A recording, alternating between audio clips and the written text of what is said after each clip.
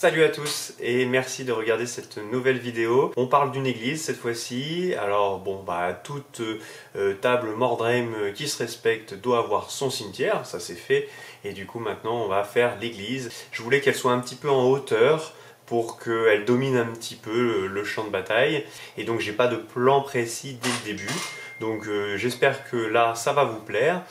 Dans la deuxième partie de la vidéo qui sortira plus tard, on va suivre la peinture.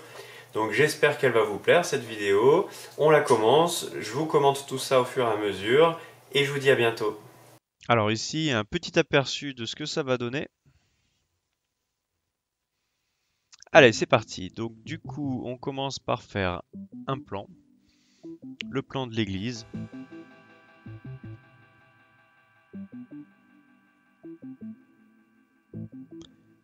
Ensuite, on reporte le plan sur une plaque d'isolation. Donc c'est du polystyrène extrudé.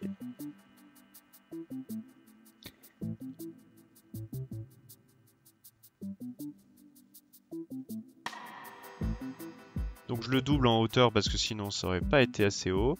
Ensuite, je prends la hauteur générale et c'est tout indiqué sur le fil à couper le beurre là. On met la chaleur nécessaire à l'épaisseur et après ça découpe tout seul. Donc c'est un outil que j'ai acheté il n'y a pas longtemps et c'est absolument génial.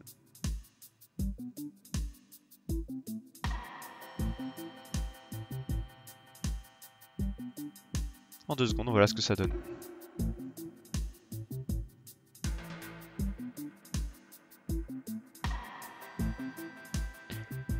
Donc j'avais envie que ce soit en hauteur, donc je prends d'autres plaques pour faire une élévation. Et je voulais pas que ce soit une colline, je voulais que ce soit quelque chose de maçonné.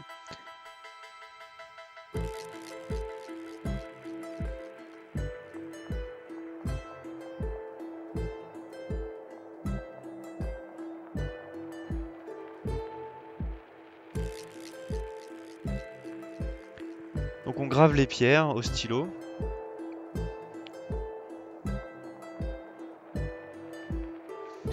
Donc là j'ai eu l'idée de faire 3 portes, ça reste comme ça un peu mystérieux, on ne sait pas ce qu'il y a derrière ces portes, ça peut être des magasins, ça peut être des rangements, des caves.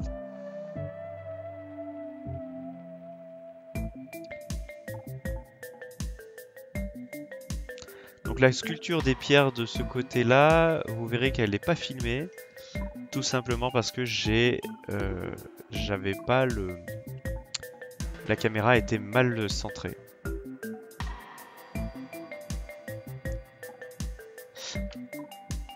Donc là, je m'occupe de faire l'escalier.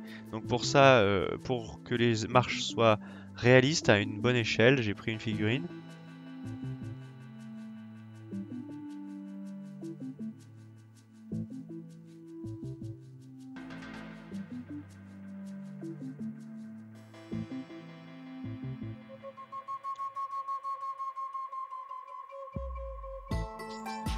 Donc un petit palier sur les marches, c'est pas mal. Comme ça, les figurines peuvent s'arrêter en cours de route. C'est plus simple en termes de gameplay. Parce que c'est un grand escalier, donc souvent les figurines n'auront pas suffisamment de mouvement pour faire tout l'escalier en un coup. Là, dessiner les pierres sur l'escalier, donc ça c'est assez facile, hein. Il suffit d'un stylo bille et d'enfoncer le polystyrène. Donc vous voyez que en fait des fois j'utilise le cutter pour faire une entaille, ça permet à la bille du stylo de plus facilement s'enfoncer sans faire des petits taquets, sans faire des petites accroches. Vous verrez qu'en faisant cette technique de pré-découpe avec un cutter, vous ferez quelque chose de plus propre et plus joli.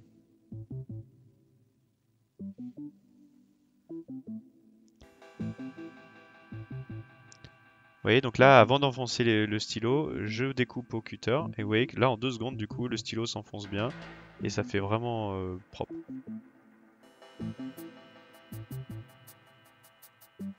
Donc là, voilà, faire des pierres comme ça, c'est bien beau. Mais voilà, ce que je fais à l'instant, là, c'est vraiment pour rendre le côté réaliste de la pierre craquelée. Donc là, je découpe à l'intérieur du plan, là où va être l'église, l'emplacement de la crypte. Là, je découpe les fenêtres. et on sculpte les pierres.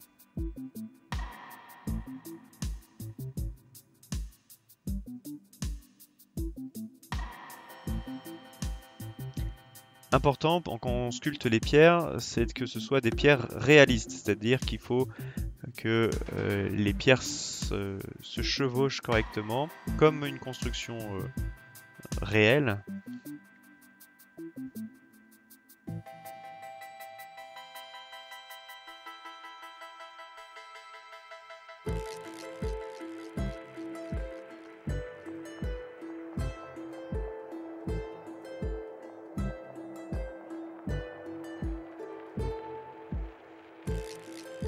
Donc, sculpter des pierres, c'est un peu fastidieux, mais c'est ce que j'ai trouvé comme technique qui vraiment rend le plus joli. Donc voilà, là je commence à coller les éléments principaux. Donc j'utilise de la colle à bois.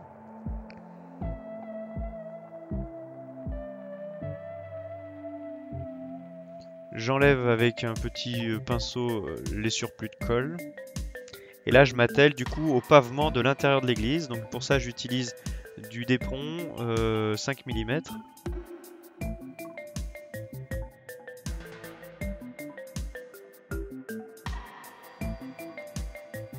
Donc là, je dessine les pavés. C'est des pavés donc du coup de l'église. Donc je fais des écritures, des dessins.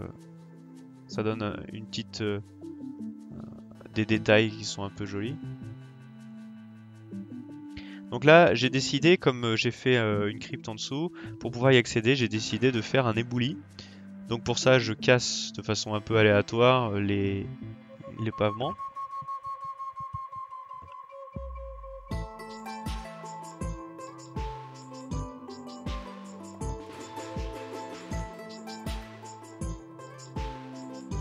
Et voilà.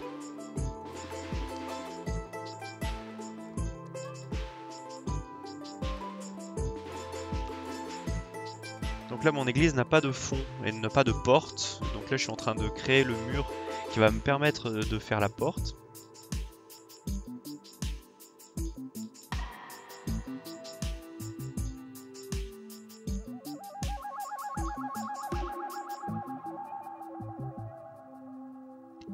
Donc voilà comment faire des colonnes. Donc là, j'utilise le fil à couper le beurre pour faire des colonnes de 1 cm par 1 cm. Et après, donc au cutter, j'essaye d'arrondir les angles au maximum. Et après, sur la table, j'écrase, vu que c'est du polystyrène, du coup, il y a une mémoire de forme qui se fait. Et du coup, bah, elles sont pas parfaitement rondes, donc vous pouvez un petit peu écraser encore plus pour que ça soit rond. Mais ça rend plutôt pas mal, je trouve, et c'est surtout très rapide. Donc je les coupe en deux. Ça me permet en fait de les coller en fait au mur de l'église, parce que au début je voulais faire des colonnes à l'intérieur et ça prenait trop de place. Donc en fait je me suis dit que j'allais plutôt les faire des demi-colonnes sur les murs. Donc là, pour faire cette porte, je me suis inspiré de choses que j'ai pu voir en France sur les églises françaises. Et ça, c'est une grande porte d'église qui a été murée. Donc on sent qu'en fait, du coup, elle a eu du vécu. Donc là, on s'attelle à la maison. Donc c'est une maison que je souhaitais faire avec une base en pierre et des étages en colombage. Donc là, ça c'est de la mousse expansive. L'intérêt c'est que c'est du polystyrène et que ça agglomère les éléments ensemble. Par contre, faites hyper attention, ça colle énormément et ça s'enlève à l'acétone. J'ai fait tomber mon appareil de photo dedans, donc je vous le dis, hein, ça a été la catastrophe.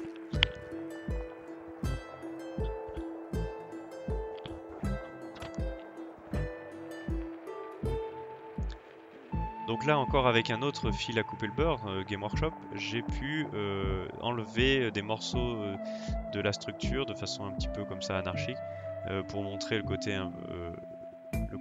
côté ruine.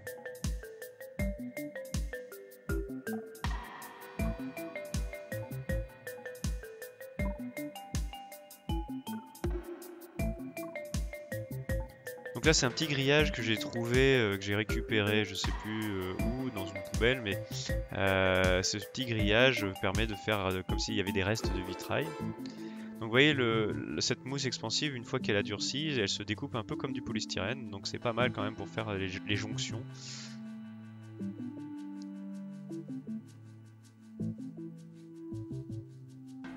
Donc là j'enlève le surplus. Donc comme je vous ai dit plusieurs fois, en fait j'ai pas de plan prédéfini dans ma tête, donc en fait j'y vais vraiment à l'instinct. Quand je fais quelque chose, et ben après voilà, de cette base je fais évoluer les choses. Donc là je suis en train de faire le mur le mur en pierre qui reste de l'église.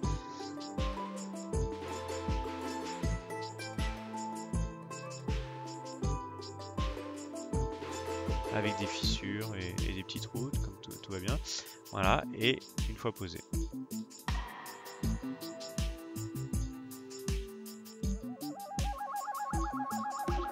Donc là j'ai voulu faire comme s'il il restait au bout de ce petit jardin que je vais créer là, le petit jardin à l'arrière de l'église. Je vais en fait créer une espèce comme s'il y avait le reste d'une tour. Donc là c'est le sol du jardin qui a été posé, et voilà, là je suis en train de commencer à faire la tour.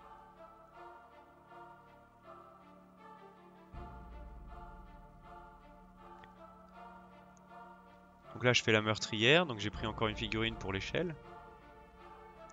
Je sculpte les pierres, toujours pareil, hein, avec le plus réaliste possible, avec des pierres cassées.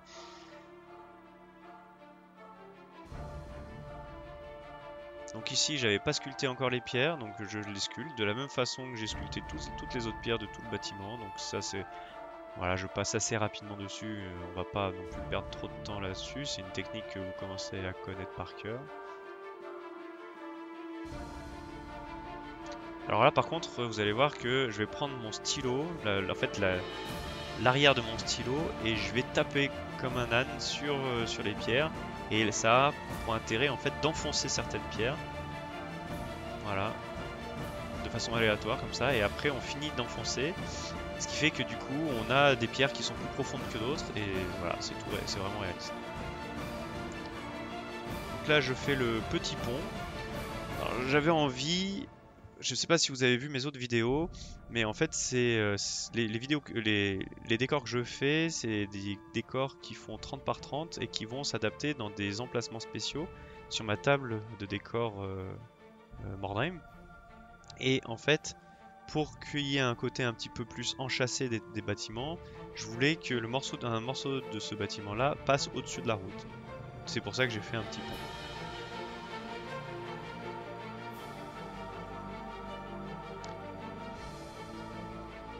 Encore de la sculpture de pierre.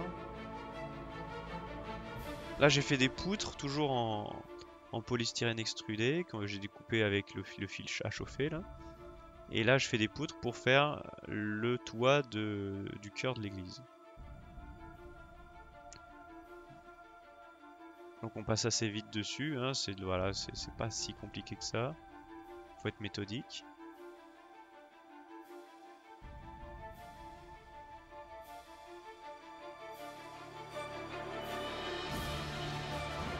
Alors pour faire les tuiles, je vous invite à regarder le tuto que j'ai fait spécifiquement sur les toits des décors.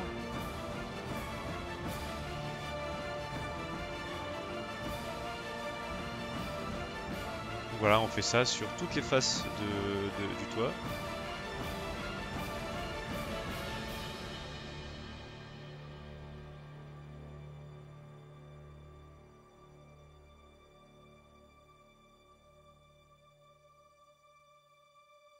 Voilà. Donc en fait pour la jonction j'utilise toujours pareil, du carton de cornflakes. Là on s'occupe du sol de la maison à colombage.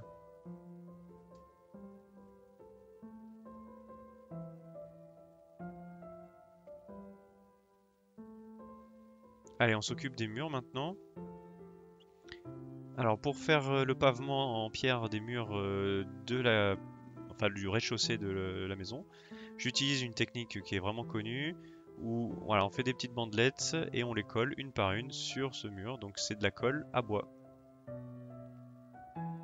Et on les colle une par une. En fait, on fait une sorte de mosaïque, hein, finalement. C'est ni plus ni moins de la mosaïque.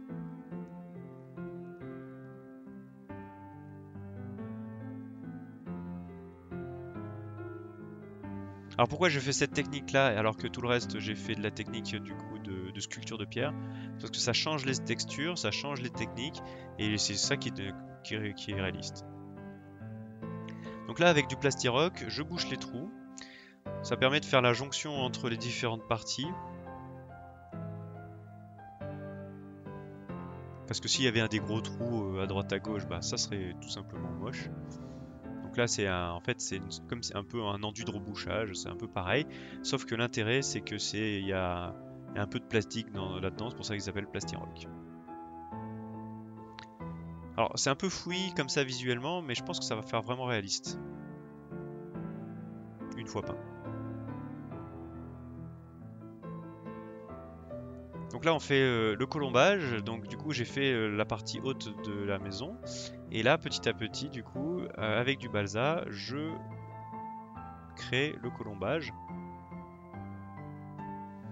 et les restes là je suis en train de faire les restes d'un troisième étage, un troisième niveau plutôt, parce que c'est le deuxième étage vraiment.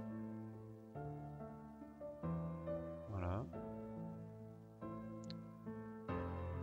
Donc là je sculpte des restes de poutres, des poutres qui vont en fait apparaître comme si ça tenait le toit.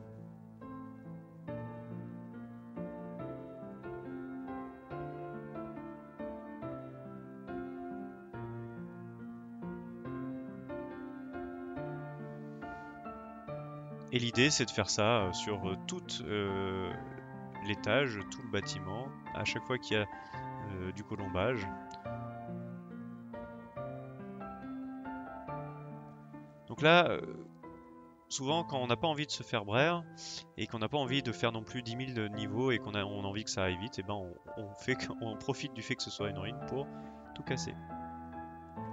Donc là, les portes, si vous voulez voir comment on fait des portes, et ben je vous invite à regarder le tuto spécial porte. Donc là, on passe au flocage. Alors le flocage, là, j'utilise c'est du liège hein, concassé. Donc là, j'ai mis une photo du liège Green Stuff, mais en fait, il y en a plein d'autres. Il y a plein d'autres marques. Donc on met masse colle, ça permet de cacher un peu les irrégularités de terrain, et on met masse sable. Donc là, c'est du sable de modélisme, avec, vous voyez qu'il y a plein de petits débris. Donc là, la partie entre la maison et la crypte, j'ai mis du flocage aussi. Alors là, une cloche de Noël que j'avais trouvée de décoration de Noël, que j'ai mis dans l'église pour que ce soit qu'elle ait bien sa place. Et des débris encore hein, dans l'église, parce que c'est quand même globalement tout en ruine. Alors je mets pas trop de débris pour que ce soit jouable, parce que quand même c'est un jeu de figurines, donc faut pas non plus que ce soit trop fouillé. Voilà un peu à quoi ressemble la maquette. J'espère qu'elle vous plaît. Je vous remercie en tout cas d'avoir regardé la vidéo jusqu'au bout. Si ça vous plaît, si mon travail vous plaît, je vous laisse vous inscrire, vous abonner et activer la cloche pour voir les autres bâtiments. Donc il y a 11 bâtiments à faire, donc ça peut être un peu long. C'est un projet de longue haleine, donc si ça vous intéresse de voir comment ça évolue, et ben voilà, abonnez-vous. Je vous remercie pour le visionnage, à bientôt.